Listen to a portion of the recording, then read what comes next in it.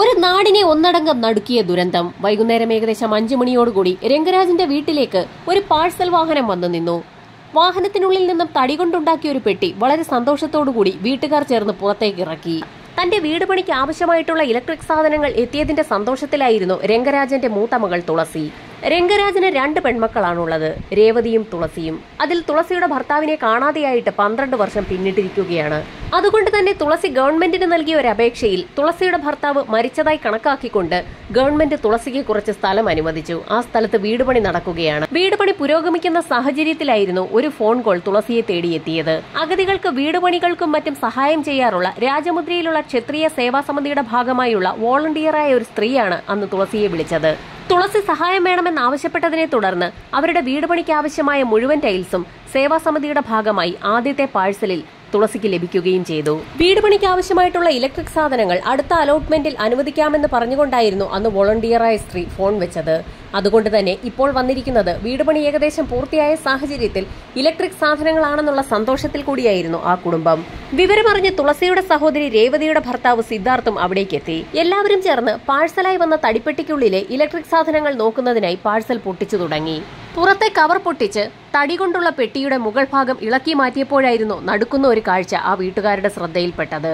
പെട്ടിക്കുള്ളിൽ ഷീറ്റിൽ പൊതിഞ്ഞ നിലയിൽ അഴുകിയ ഒരു മൃതദേഹമായിരുന്നു ഉണ്ടായിരുന്നത്. പെട്ടെന്നായിരുന്നു തടിപ്പെട്ടിയുടെ അകവശത്തായി ഒരു സൈഡിൽ ഒരു പേപ്പർ ഒട്ടിച്ചു വെച്ചിരിക്കുന്നത് അവരുടെ ശ്രദ്ധയിൽപ്പെട്ടത്. പേപ്പറിൽ എന്തോ എഴുതിയിട്ടുണ്ടെന്ന് മനസ്സിലാക്കിയ ഉടൻ തന്നെ അവർ ആ പേപ്പർ ഇളക്കിയെടുത്ത് വായിച്ചു നോക്കി. നടുക്കുന്ന ചില കാര്യങ്ങളായിരുന്നു പേപ്പറിനുള്ളിൽ എഴുതിയിട്ടുണ്ടായിരുന്നത്. നിറയെ സ്പെല്ലിംഗ് മിസ്റ്റേക്കുകളായിരുന്നെങ്കിലും ഇംഗ്ലീഷിൽ എഴുതിയിട്ടുള്ള ആ കുറിപ്പിൽ നിന്നും ഒരു കാര്യം വ്യക്തമായി. 1,30,00,000 രൂപ പറയുന്ന സ്ഥലത്ത് എത്തിച്ചു നൽകിയില്ല എങ്കിൽ ആ കുടുംബത്തിലെ ഓരോ വ്യക്തികളും സമാന രീതിയിൽ പാഴ്സലുകളായി ആ വീട്ടിലേക്ക് എത്തിത്തുടങ്ങും. ആ ഡെഡ് ബോഡി ആരുടേതാണെന്നോ എന്തിനാണ് അവരുടെ വീട്ടിലേക്ക് അയച്ചതെന്നോ ആ വീട്ടിലുള്ളവർക്ക് മനസ്സിലായില്ല. ഡെഡ് ബോഡിക്ക് ചുറ്റും ആ പെട്ടിക്കുള്ളിൽ നിറയെ സർഫ് വാരി വിതറിയിട്ടുണ്ടായിരുന്നു. അതുകൊണ്ട് തന്നെയാണ് മൃതദേഹം അഴുകിയ നിലയിലായിട്ട് പോലും പുറത്തേക്ക് ഗന്ധമൊന്നും വമിക്കാതെയിരുന്നത്. രംഗരാജന്റെ ഇളയ മകൾ രേവതിയുടെ ഭർത്താവ് സിദ്ധാർത്ഥിന് കത്ത് വായിച്ചപ്പോൾ തന്നെ ഭയം തോന്നി തുടങ്ങി.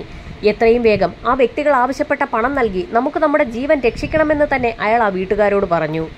എന്നാൽ അത്രയധികം പണം എങ്ങനെ സംഘടിപ്പിക്കുമെന്നതായിരുന്നു രംഗരാജന്റെ സംശയം. സംഭവം മറ്റുള്ള ആളുകൾ അറിയുന്നതിന് മുൻപ് വസ്തുവകകളൊക്കെ വിറ്റ് പണം സംഘടിപ്പിച്ച് പാഴ്സൽ അയച്ച വ്യക്തികൾക്ക് കൈമാറാമെന്ന് ഇളയമകൾ രേവതി പറഞ്ഞെങ്കിൽ പോലും തുളസി അതിനെ ശക്തമായി തന്നെ എതിർത്തു. വിവരം എത്രയും വേഗം തന്നെ പോലീസിൽ അറിയിക്കണമെന്നതായിരുന്നു തുളസിയുടെ അഭിപ്രായം. അവർ തമ്മിലുള്ള തർക്കവും സംസാരവും ഒക്കെ കൂടി വന്നതോടുകൂടി വിവരം നാട്ടുകാരിൽ ചിലർ അറിഞ്ഞു. പോലീസിൽ അറിയിച്ചാൽ പ്രശ്നം കൂടുതൽ വഷളാകുമെന്നും വീട്ടിലുള്ള ആളുകളുടെ ജീവൻ രക്ഷിക്കുന്നതിന് വേണ്ടി പണം നൽകുന്നത് തന്നെയാകും ഉത്തമമായ തീരുമാനമെന്നും നാട്ടുകാർ അഭിപ്രായപ്പെട്ടു. എന്നാൽ ഒരു വിട്ടുവീഴ്ചയ്ക്കും തയ്യാറാകാതെയിരുന്ന തുളസി വിവരം പോലീസിനെ അറിയിക്കാൻ തന്നെ തീരുമാനിച്ചു. അപ്പോഴേക്കും സമയം ഏകദേശം രാത്രി 9 മണിയായി കഴിഞ്ഞിരുന്നു. പോലീസ് സ്റ്റേഷനിൽ തുളസിക്കൊപ്പം നാട്ടുകാരിൽ ചിലർ കൂടി പോവുകയും ചെയ്തു. സ്റ്റേഷനിലെത്തി പരാതി പറഞ്ഞ ഉടൻ തന്നെ പോലീസുകാർക്ക് ആകെ ഒരു ഞെട്ടലാണ് ഉണ്ടായത്.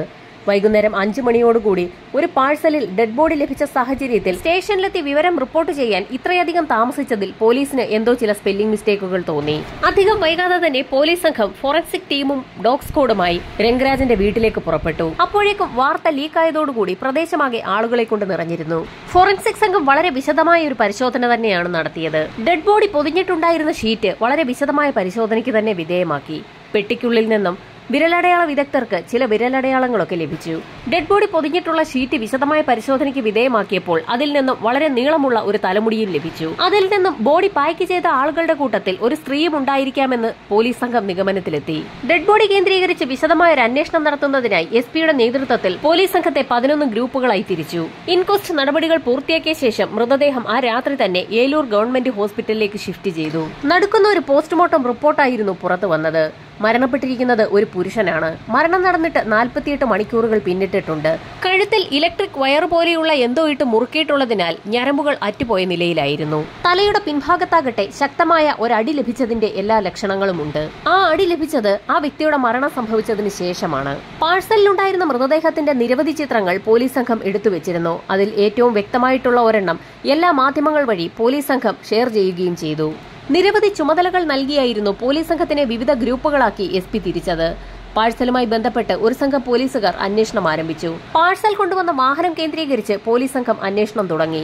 ഇതേസമയം തന്നെ പെട്ടിക്കുള്ളിൽ നിന്ന് ലഭിച്ച കത്ത് കേന്ദ്രീകരിച്ചും മറ്റൊരു ടീം അന്വേഷണം ആരംഭിച്ചു. അധികം വിദ്യാഭ്യാസമൊന്നുമില്ലാത്ത ആളാണ് കത്തെഴുതിയിരിക്കുന്നതെന്ന് ഒറ്റ നോട്ടത്തിൽ തോന്നുമെങ്കിലും പല ആവർത്തി ആ കത്ത് വായിച്ചു നോക്കിയ SP-ക്ക് ചില കാര്യങ്ങൾ തോന്നി തുടങ്ങി. വിദ്യാഭ്യാസമുള്ള ഒരു വ്യക്തി മനഃപൂർവ്വം എഴുതി തെറ്റിച്ച ഒരു കത്താണോ അതെന്നായിരുന്നു പോലീസിന്റെ സംശയം. സ്പെല്ലിംഗ് മിസ്റ്റേക്കുകൾ ഉണ്ടെങ്കിൽ പോലും വിദ്യാഭ്യാസമില്ലാത്ത ഒരു വ്യക്തി എഴുതുന്ന രീതിയിലായിരുന്നില്ല ആ കത്തിന്റെ ഉള്ളടക്കവും അതിന്റെ ഹാൻഡ് റൈറ്റിംഗും ഒന്നും. തെറ്റുകൂടാതെ കൃത്യമായി എഴുതിയാൽ ആ വീട്ടിലുള്ള ആരെങ്കിലും തിരിച്ചറിഞ്ഞെങ്കിലോ എന്നുള്ള രീതിയിൽ ആരോ എഴുതി തയ്യാറാക്കിയ കത്ത് പോലെയാണ് പോലീസിന് തോന്നിയത്. അങ്ങനെ ഒരു സംശയം തോന്നിയ സാഹചര്യത്തിൽ ആ വീട്ടുകാരെ വിശദമായി ഒന്ന് ചോദ്യം ചെയ്യാൻ SP അടങ്ങുന്ന സംഘം തീരുമാനിച്ചു. വീട്ടുകാരെ വിശദമായി ചോദ്യം ചെയ്യുന്നതിനിടയിലായിരുന്നു പോലീസ് സംഘം ഒരു കാര്യം ശ്രദ്ധിച്ചത്. സംഭവം നടന്ന ദിവസം ആ വീട്ടിലുണ്ടായിരുന്ന കൂട്ടത്തിൽ ഒരാൾ മിസ്സിംഗ് ആണ്. രംഗരാജിന്റെ ഇളയ മകൾ രേവതിയുടെ ഭർത്താവ് സിദ്ധാർത്ഥനാണ് മിസ്സിംഗ് ആയിട്ടുള്ളത്. അയാൾ എവിടെ പോയി എന്നുള്ള പോലീസിന്റെ ചോദ്യത്തിന് രേവതിക്ക് കൃത്യമായ ഒരു ഉത്തരവും നൽകാനില്ലായിരുന്നു. ഭർത്താവ് തന്നെ വിളിച്ചിട്ടില്ല എന്ന് രേവതി പറഞ്ഞ സമയത്ത് പോലീസ് സംഘം രേവതിയുടെ ഫോൺ വാങ്ങി വിശദമായി തന്നെ പരിശോധിച്ചു നോക്കി. ഫോൺ പരിശോധിച്ചെങ്കിലും സിദ്ധാർത്ഥന്റെ കോളുകളൊന്നും തന്നെ രേവതിയുടെ ഫോണിലേക്ക് വന്നിട്ടില്ല എന്ന് പോലീസിന് മനസ്സിലായി. എന്നാൽ ആ സമയത്തായിരുന്നു കോൾ ലിസ്റ്റിൽ മറ്റൊരു കാര്യം പോലീസിന്റെ ശ്രദ്ധയിൽപ്പെടുന്നത്. പാഴ്സൽ വീട്ടിലേക്കെത്തിയ ദിവസം അനവധി തവണ സിദ്ധാർത്ഥിന്റെ ഫോൺ കോൾ രേവതിക്ക് വന്നിട്ടുണ്ട്. അവയൊക്കെ രേവതി അറ്റൻഡ് ചെയ്തിട്ടുമുണ്ട്. അത്രയധികം തവണ സിദ്ധാർത്ഥ് എന്തുകൊണ്ടാണ് രേവതിയെ വിളിച്ചതെന്നുള്ള SP-യുടെ ചോദ്യത്തിന് അവൾക്ക് കൃത്യമായ മറുപടി ഉണ്ടായിരുന്നു. ഓഫീസിൽ നിന്ന് വീട്ടിലേക്ക് വന്നുകൊണ്ടിരിക്കുന്ന സമയത്തായിരുന്നു സിദ്ധാർത്ഥ് തന്നെ വിളിച്ചത്. ആ സമയത്തൊക്കെ റേഞ്ച് ഇല്ലാത്തതുകൊണ്ട് കോൾ കട്ടായി പോകുന്ന സാഹചര്യത്തിലാണ് വീണ്ടും വീണ്ടും സിദ്ധാർത്ഥ് തന്നെ വിളിച്ചതെന്നായിരുന്നു രേവതി പോലീസിനോട് മറുപടി പറഞ്ഞത്. ആ വീടിനെ ചുറ്റിപ്പറ്റി എന്തൊക്കെയോ ദുരൂഹതകളുണ്ടെന്ന് പോലീസിന് അപ്പോൾ തന്നെ വ്യക്തമായി. ഈ സമയത്തായിരുന്നു അന്വേഷണത്തിന് പോയ ഒരു പോലീസ് സംഘത്തിന്റെ ഭാഗത്ത് നിന്ന് വളരെ നിർണായകമായ ഒരു വിവരം SP-ക്ക് ലഭിക്കുന്നത്. പാഴ്സലായി എത്തിയ ഡെഡ് ബോഡിയുടെ ചിത്രങ്ങൾ സോഷ്യൽ മീഡിയയിൽ പങ്കുവച്ചതിന്റെ ഭാഗമായി അയാളെ തിരിച്ചറിഞ്ഞ ചില വ്യക്തികൾ പോലീസിനെ സമീപിച്ചിരിക്കുകയാണ്. കൂലിക്ക് പണിയെടുക്കുന്ന ഒരു വ്യക്തിയാണ് മരണപ്പെട്ടിരിക്കുന്നത്. മറ്റ് ബന്ധുക്കളോ സ്വന്തക്കാരോ ഒന്നും അയാൾക്കില്ല. അയാളെ കാണാതാകുന്നതിന് തൊട്ട് തലേ ദിവസം സിദ്ധാർത്ഥ് അയാളെ ജോലിക്ക് വിളിച്ചിരുന്നു. ആ വീടിനെ ചുറ്റിപ്പറ്റി എന്തൊക്കെയോ ചില ദുരൂഹതകളുണ്ടെന്ന് മനസ്സിലാക്കിയ പോലീസ് സംഘം സിദ്ധാർത്ഥിനെ അന്വേഷിക്കാനായി ഉടൻ തന്നെ ഉത്തരവിട്ടു. പാഴ്സലിലെത്തിയ ഡെഡ് ബോഡിയുമായി സിദ്ധാർത്ഥിന് ബന്ധമുണ്ടെന്ന് തന്നെ പോലീസ് ഉറപ്പിച്ചു. അയാളെ ഏത് വിധേനയും പിടികൂടാൻ പോലീസ് സംഘം എല്ലാ ഭാഗത്തും വല വിരിച്ചു. ഇതേസമയം പാഴ്സൽ വാഹനം കേന്ദ്രീകരിച്ച് നടത്തിയ അന്വേഷണത്തിൽ ചില വിവരങ്ങളൊക്കെ പോലീസിന് ലഭിച്ചു. പാഴ്സൽ വാഹനം ഓടിച്ചിരുന്ന ഡ്രൈവറെ കയ്യോടെ തന്നെ പോലീസ് പിടികൂടി. ഡ്രൈവറെ ചോദ്യം ചെയ്തപ്പോൾ ഞെട്ടിക്കുന്ന ചില വിവരങ്ങളായിരുന്നു പോലീസിന് ലഭിച്ചത്. ഹെൽമറ്റ് ധരിച്ച ഒരു സ്ത്രീയായിരുന്നു വാഹനത്തിലേക്ക് പാഴ്സൽ എടുത്ത് വെക്കുന്നതിനായി ഡ്രൈവറുടെ സഹായം ചോദിച്ചതും ഡ്രൈവറെ കൊണ്ട് പാഴ്സൽ എടുപ്പിച്ചു വെച്ചതും. സാധാരണഗതിയിൽ ഹെൽമറ്റ് ധരിച്ച് ഒരു വ്യക്തികളും പാഴ്സൽ എടുത്ത് വാഹനത്തിലേക്ക് വെക്കുന്ന ഒരു പതിവില്ല. എന്തുകൊണ്ടാണ് ഹെൽമറ്റ് ധരിച്ചിരിക്കുന്നതെന്ന് ആ സ്ത്രീയോട് ഡ്രൈവർ ചോദിക്കുകയും ചെയ്തിരുന്നു.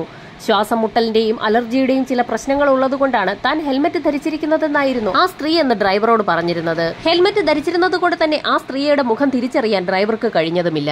മൃതദേഹം പൊതിഞ്ഞിരുന്ന ഷീറ്റിനുള്ളിൽ പരിശോധന നടത്തിയ സമയത്ത് തന്നെ നേരത്തെ പോലീസ് സംഘത്തിന് നീളമുള്ള ഒരു മുടി ലഭിച്ചിരുന്നു. ഹെൽമറ്റ് ധരിച്ച ആ സ്ത്രീയുടെ മുടി തന്നെയായിരിക്കാം പാഴ്സലിലും ഉണ്ടായിരുന്നതെന്ന് പോലീസ് നിഗമനത്തിലെത്തി. ആ മുടിയുടെ DNA പരിശോധന നടത്താൻ തന്നെ പോലീസ് സംഘം തീരുമാനിച്ചു. ഇതേസമയം തന്നെ സിദ്ധാർത്ഥിന് സംശയമുള്ളതുകൊണ്ട് സിദ്ധാർത്ഥിന്റെ ഭാര്യ രേവതിയായിരിക്കുമോ അന്ന് ഹെൽമറ്റ് ധരിച്ച് പാഴ്സൽ വാഹനത്തിനുള്ളിലേക്ക് കയറ്റിയതെന്ന് പോലീസിന് സംശയം തോന്നി. ആ സംശയം തോന്നിയ പോലീസ് സംഘം രേവതിയുടെ മൊബൈൽ ടവർ ലൊക്കേഷനുകൾ സംഭവം നടന്ന ദിവസം എവിടെയൊക്കെ ആയിരുന്നു എന്ന് ഒരു പരിശോധന നടത്താൻ തീരുമാനിച്ചു. സൈബർ സെല്ല് നടത്തിയ അന്വേഷണത്തിൽ പാഴ്സൽ കയറ്റിയ സ്ഥലവും രേവതി ഉണ്ടായിരുന്ന സ്ഥലവും തമ്മിൽ ഒരുപാട് ദൂരമുണ്ടെന്ന് വ്യക്തമായി. അതിൽ നിന്നും പാഴ്സൽ കയറ്റിയ സ്ത്രീ രേവതി ആയിരിക്കില്ല എന്ന് പോലീസ് വിലയിരുത്തി. സംശയം തോന്നിയ പോലീസ് സംഘം സിദ്ധാർത്ഥിന്റെ മൊബൈൽ ടവർ ലൊക്കേഷനുകൾ വിശദമായി തന്നെ ഒന്ന് പരിശോധിച്ചു. ആ അന്വേഷണത്തിൽ പാഴ്സൽ കയറ്റിയ സ്ഥലത്തിന് സമീപത്തൊക്കെ സിദ്ധാർത്ഥ് ഉണ്ടായിരുന്നതായി പോലീസിന് വിവരം ലഭിച്ചു. അങ്ങനെയെങ്കിൽ സിദ്ധാർത്ഥിനെ പരിചയമുള്ള സ്ത്രീ ആയിരിക്കാം അയാളുടെ നിർദ്ദേശപ്രകാരം ആ ബോഡി വാഹനത്തിലേക്ക് കയറ്റിവിട്ടതെന്ന് പോലീസിന് വ്യക്തമായി. സംശയം തോന്നിയ പോലീസ് സംഘം രേവതിയുടെയും കുടുംബത്തിന്റെയും കൂടുതൽ വിവരങ്ങൾ അന്വേഷിച്ചറിഞ്ഞു തുടങ്ങി. രംഗരാജൻ നേരത്തെ തന്നെ 2 പെൺമക്കൾക്കും 1/2 ഏക്കർ സ്ഥലം വീതം നൽകിയിട്ടുണ്ട്. പിന്നീട് ശേഷിക്കുന്ന 1.5 ഏക്കർ സ്ഥലവും വീടും രംഗരാജന്റെ പേരിലാണ്. ഇളയ മകൾ രേവതിയും സിദ്ധാർത്ഥും മറ്റൊരു വീട്ടിലാണ് താമസിക്കുന്നത്. മൂത്ത മകൾ തുളസിയുടെ ഭർത്താവിനെ കാണാതെയായിട്ട് 12 വർഷം പിന്നിട്ടിരിക്കുകയാണ്. വലിയൊരു വീടുള്ളപ്പോൾ തുളസി എന്തിനാണ് മറ്റൊരു വീട് വെച്ച് താമസിക്കുന്നതെന്നായിരുന്നു പോലീസിന്റെ സംശയം. അതുകൊണ്ട് തന്നെ തുളസിയെ വിശദമായി ഒന്ന് ചോദ്യം ചെയ്യാൻ പോലീസ് തീരുമാനിച്ചു. ഭർത്താവിനെ കാണാതെയായത് തന്റെ സ്വഭാവം കൊണ്ടും നോട്ടക്കുറവും കൊണ്ടുമാണെന്ന് പറഞ്ഞുകൊണ്ട് തുളസിയുടെ അമ്മ ഹൈമവതി അവളെ നിരന്തരം ശകാരിക്കാറുണ്ടെന്നും അതിൽ സഹികെട്ടിട്ടാണ് താൻ മറ്റൊരു വീട് വെച്ച് താമസം മാറാൻ ആഗ്രഹിക്കുന്നതെന്നും തുളസി പോലീസിന് മൊഴി നൽകി. ആകെ മൊത്തത്തിൽ ഒരു പൊരുത്തക്കേട് തോന്നിയ പോലീസ് സംഘം രേവതിയുടെയും തുളസിയുടെയും ഹൈമവതിയുടെയും മുടിയിഴകൾ DNA പരിശോധനയ്ക്ക് വിധേയമാക്കി. നേരത്തെ പോലീസിന് ഡെഡ് ബോഡി പൊതിഞ്ഞിരുന്ന കവറിൽ നിന്ന് ലഭിച്ച മുടിയിഴകളുമായി മാച്ച് ചെയ്യുന്നുണ്ടോ എന്നറിയുന്നതിന് വേണ്ടിയായിരുന്നു അത്തരത്തിലൊരു പരീക്ഷണം നടത്തിയത്. എന്നാൽ ആ 3 പേരുടെയും മുടിയിഴകളുടെ DNA സാമ്പിൾ നേരത്തെ പോലീസിന് ലഭിച്ചിട്ടുള്ള മുടിയുമായി മാച്ച് ചെയ്യുന്നുണ്ടായിരുന്നില്ല. പോലീസിന്റെ അന്വേഷണം ആകെ കുഴഞ്ഞു മറിഞ്ഞ അവസ്ഥയിലായി. ഈ സമയത്തായിരുന്നു സിദ്ധാർത്ഥിനെ അന്വേഷിച്ചിറങ്ങിയ പോലീസ് സംഘത്തിന്റെ വലയിലേക്ക് അയാൾ വന്നു വീണത്. കസ്റ്റഡിയിലെടുത്ത സിദ്ധാർത്ഥിനെ SP ഓഫീസിലെത്തിച്ച് പോലീസ് സംഘം ചോദ്യം ചെയ്യൽ ആരംഭിച്ചു. കൂലിക്ക് ജോലി ചെയ്യുന്ന പാർലെ എന്ന വ്യക്തിയെ സിദ്ധാർത്ഥൻ ജോലി ഏൽപ്പിച്ചതിന് ശേഷം അയാൾക്ക് എന്ത് സംഭവിച്ചു എന്നുള്ളതായിരുന്നു പോലീസിന്റെ ചോദ്യം. അന്നത്തെ ജോലികൾ പൂർത്തിയാക്കി അയാൾ എവിടേക്കോ പോയി എന്നും തനിക്ക് അയാൾ എവിടെയാണ് പോയതെന്നുള്ള കാര്യം അറിവില്ല എന്നും സിദ്ധാർത്ഥ് പോലീസിന് മൊഴി നൽകി. വീട്ടിൽ ആരോടും പറയാതെ സിദ്ധാർത്ഥ് എവിടേക്കാണ് പോയതെന്നായിരുന്നു പോലീസിന്റെ അടുത്ത ചോദ്യം. തന്റെ ജോലിയുമായി ബന്ധപ്പെട്ട് പല സ്ഥലങ്ങളിലും പോകേണ്ടതുണ്ടായിരുന്നു എന്നും അതുകൊണ്ടാണ് ഫോൺ സ്വിച്ച് ഓഫ് ചെയ്ത് വെച്ച് താൻ യാത്ര ചെയ്തതെന്നും അയാൾ പോലീസിനോട് പറഞ്ഞു. അത്തരം ഉഴപ്പൻ മറുപടികളൊക്കെ ആദ്യം പോലീസ് സംഘം കേട്ടിരുന്നു. സിദ്ധാർത്ഥിനെ SP ഓഫീസിൽ ചോദ്യം ചെയ്യുന്ന അതേ സമയത്ത് തന്നെ അയാൾ പോലും അറിയാതെ പോലീസ് സംഘം ശേഖരിച്ച അയാളുടെ വിരലടയാളങ്ങൾ ഡെഡ് ബോഡി ലഭിച്ച പെട്ടിക്കുള്ളിലെ വിരലടയാളങ്ങളുമായി മാച്ച് ചെയ്യുന്നുണ്ടോ എന്നുള്ള വിരലടയാള വിദഗ്ധരുടെ പരിശോധന മറ്റൊരു ലാബിൽ നടക്കുകയായിരുന്നു. ഏതാനും നിമിഷങ്ങൾക്കകം തന്നെ അതിന്റെ റിപ്പോർട്ട് SP ഓഫീസിലേക്ക് ഫോറൻസിക് സംഘം അയച്ചു കൊടുക്കുകയും ചെയ്തു. ആ റിപ്പോർട്ട് നോക്കിയ SP ഒരു പുഞ്ചിരിയോടുകൂടി സിദ്ധാർത്ഥിനോട് ഒരു ചോദ്യം മാത്രം ചോദിച്ചു. ഡെഡ് ബോഡി എത്തിയ പെട്ടിക്കുള്ളിൽ എങ്ങനെയാണ് സിദ്ധാർത്ഥിന്റെ വിരലടയാളങ്ങൾ പതിഞ്ഞതെന്നായിരുന്നു SP-യുടെ ചോദ്യം. ആ ചോദ്യം അപ്രതീക്ഷിതമായി കേട്ട സിദ്ധാർത്ഥ് ആകെയൊന്ന് പരിങ്ങി. അതുവരെ തന്റെ വാക്ചാതുര്യം കൊണ്ട് പോലീസിനെ പോലും മുൾമുനയിൽ നിർത്തിയ സിദ്ധാർത്ഥിന് എങ്ങനെയാണ് തന്റെ വിരലടയാളം ഡെഡ് ബോഡി എത്തിയ പെട്ടിക്കുള്ളിൽ വന്നതെന്നും എത്ര ശ്രമിച്ചിട്ടും പറഞ്ഞു ഫലിപ്പിക്കാൻ കഴിയാതെ വന്നു. SP ഓഫീസിൽ സിദ്ധാർത്ഥാകെ വിയർത്തു കുളിച്ചിരിക്കുന്ന സമയത്തായിരുന്നു പോലീസ് സംഘം ഒരു സ്ത്രീയെ അവിടേക്ക് കൊണ്ടുവന്നത്. പാർലെ എന്ന വ്യക്തിയുടെ മരണത്തിൽ സിദ്ധാർത്ഥ് ഇൻവോൾവ് ആണെന്ന് മനസ്സിലാക്കിയ അതേ നിമിഷത്തിൽ തന്നെ അയാളുടെ ഫോൺ രേഖകൾ പോലീസ് സംഘം പരിശോധനയ്ക്ക് വിധേയമാക്കിയിരുന്നു. ആ ഡേറ്റകളിലൂടെ കടന്നുപോയപ്പോൾ സിദ്ധാർത്ഥ് തന്റെ ഭാര്യ രേവതിയെ വിളിച്ചിരിക്കുന്നതിലും കൂടുതൽ തവണ മറ്റൊരു സ്ത്രീയെ വിളിച്ചിട്ടുണ്ടെന്ന് കണ്ടെത്തി. ആ നമ്പറിന്റെ ഉടമയായ സ്ത്രീയെയാണ് ഇപ്പോൾ SP ഓഫീസിലേക്ക് പോലീസ് സംഘം കൊണ്ടുവന്നിരിക്കുന്നത്. ആ സ്ത്രീയെ കണ്ടപ്പോൾ തന്നെ സിദ്ധാർത്ഥ് ആകെ ഒന്ന് ഞെട്ടി. സിദ്ധാർത്ഥിനടുത്ത് തന്നെ ആ സ്ത്രീയെ ഇരുത്തി പോലീസ് സംഘം വിശദമായ ചോദ്യം ചെയ്യൽ നടത്തി. അത് സുഷമയാണെന്നും അവർ തമ്മിൽ ലിവിംഗ് റിലേഷനിലാണെന്നും സിദ്ധാർത്ഥ് പോലീസിന് മുൻപാകെ മൊഴി നൽകി. പിന്നീട് അധിക നേരം പിടിച്ചു നിൽക്കാൻ ഇരുവർക്കും കഴിഞ്ഞില്ല. രേവതിയും സിദ്ധാർത്ഥും സുഷമയും ചേർന്ന് 6 മാസങ്ങളായി ഒരു പ്ലാൻ തയ്യാറാക്കുകയായിരുന്നു. ഭർത്താവില്ലാതെ ഒരു കുട്ടിയുമായി വീട്ടിൽ സ്ഥിരതാമസമാക്കിയ തുളസി രേവതിക്കൊരു ശല്യമായിരുന്നു. തുളസിയെ ഏതുവിധേനയും ഒഴിവാക്കിയാൽ ബാക്കിയുള്ള സ്വത്ത് പൂർണ്ണമായും തനിക്കും ഭർത്താവിനും ലഭിക്കുമെന്നായിരുന്നു രേവതിയുടെ വിചാരം. അതുകൊണ്ട് തന്നെ അമ്മ ഹൈമവതിയെ പലതും പറഞ്ഞ് വശത്താക്കിയ രേവതി നിരന്തരം തുളസിയുമായി അമ്മയെക്കൊണ്ട് വഴക്കുണ്ടാക്കിപ്പിക്കുമായിരുന്നു.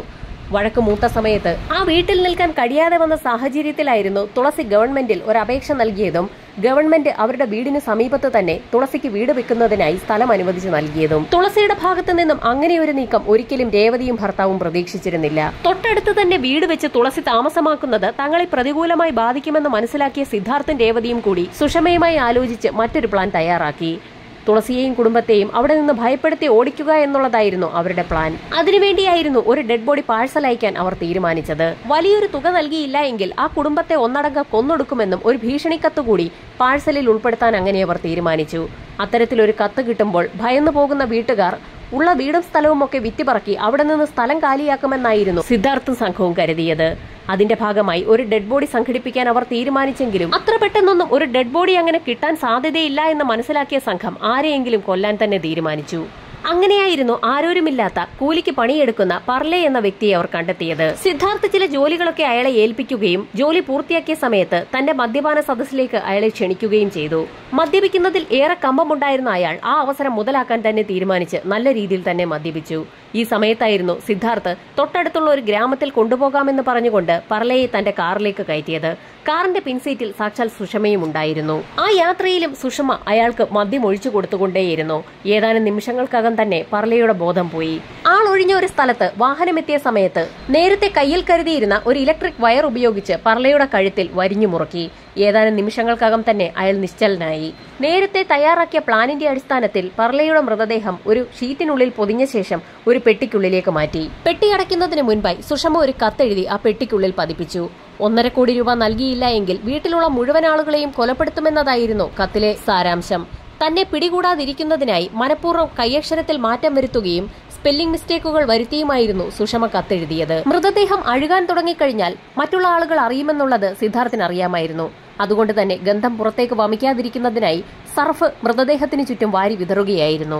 പെട്ടി ഭംഗിയായി തന്നെ പാക്ക് ചെയ്ത ശേഷം അവരൊരു സ്ഥലത്തെത്തിച്ചു. ശേഷം സമീപത്തുണ്ടായിരുന്ന ഒരു പാഴ്സൽ കമ്പനിയിൽ തങ്ങളുടെ പാഴ്സൽ കൊണ്ടുപോകുന്നതിനായി ഒരു വാഹനം അറേഞ്ച് ചെയ്തു തരണമെന്ന് ആവശ്യപ്പെടുകയും ചെയ്തു. അവർ പറഞ്ഞതനുസരിച്ച് ഒരു പാഴ്സൽ വാഹനം അവർ പറഞ്ഞ സ്ഥലത്ത് തന്നെ പാഴ്സൽ എടുക്കാൻ വന്നു. എന്നാൽ അതിലെ ഡ്രൈവറിന് സിദ്ധാർത്ഥിനെ അറിയാവുന്നതുകൊണ്ട് തന്നെ അയാളൊന്ന് മാറി നിന്നു. ഈ സമയത്ത് തന്നെ തിരിച്ചറിയാതിരിക്കുന്നതിനായി സുഷമ സിദ്ധാർത്ഥിന്റെ ബൈക്കിലുണ്ടായിരുന്ന ഹെൽമറ്റ് ധരിക്കുകയും ഡ്രൈവർക്കൊപ്പം ചേർന്ന് പാഴ്സൽ ആ വാഹനത്തിലേക്ക് കയറ്റുകയും ചെയ്തു. സിദ്ധാർത്ഥ് ദൂരെ മറഞ്ഞിരുന്ന് ഇതെല്ലാം കാണുന്നുണ്ടായിരുന്നു. ശേഷം മറ്റ് പല വഴികളിലൂടെ സഞ്ചരിച്ചായിരുന്നു സിദ്ധാർത്ഥ് അന്ന് വീട്ടിലേക്ക് എത്തിയത്. സിദ്ധാർത്ഥ് വീട്ടിലേക്ക് എത്തുന്നതിന് മുൻപ് തന്നെ പാഴ്സൽ വാഹനം തുളസിയുടെ വീട്ടിലെത്തിയിരുന്നു. കുറ്റമേറ്റു പറഞ്ഞ സിദ്ധാർത്ഥിന്റെയും സുഷമയുടെയും അറസ്റ്റ് പോലീസ് സംഘം രേഖപ്പെടുത്തുകയും കുറ്റപത്രം പൂർത്തിയാക്കി കോടതിയിൽ സമർപ്പിക്കുകയും ചെയ്തു. കോടതിയിൽ വാദവിസ്താരങ്ങൾ ആരംഭിച്ച സാഹചര്യത്തിൽ വരും ദിവസങ്ങളിൽ തന്നെ കോടതിയുടെ ഭാഗത്തു നിന്നും നിർണായക വിധി പ്രഖ്യാപനങ്ങൾ ഉണ്ടായേക്കും.